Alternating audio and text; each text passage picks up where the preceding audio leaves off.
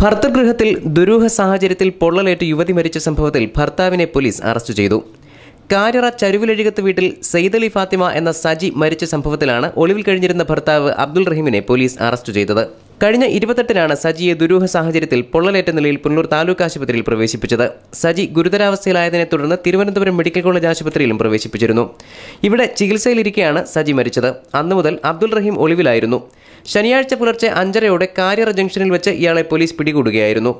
പ്രതിയെ കാരിറയിലെ വീട്ടിലെത്തിച്ച് തെളിവെടുത്തു. സജിയെ മണ്ണെണ്ണയൊഴിച്ച് തീ കൊളുത്തുകയായിരുന്നുവെന്ന് ഇയാൾ പോലീസിനോട് സമ്മതിച്ചു. സംഭവത്തെക്കുറിച്ച് പോലീസ് പറയുന്നത് ഇങ്ങനെ: സംഭവ ദിവസം ഉച്ചയ്ക്ക് വീട്ടിലെത്തിയ റഹീം കറിയിൽ എരിവ് കൂടിപ്പോയതിനെ ചൊല്ലി ഭാര്യയുമായി വഴക്കുണ്ടാക്കി. കുപിതനായ ഇയാൾ ഭാര്യയുടെ മുഖത്തേക്ക് കറിയൊഴിച്ച് ക്രൂരമായി മർദ്ദിച്ചു.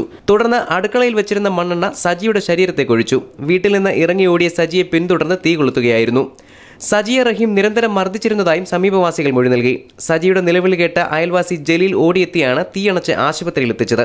പുനലൂർ CI R വിജയന്റെ നേതൃത്വത്തിൽ അറസ്റ്റ് ചെയ്ത പ്രതിയെ കോടതിയിൽ ഹാജരാക്കി. ഇയാളെ റിമാൻഡ് ചെയ്തു. News bureau, Punalur.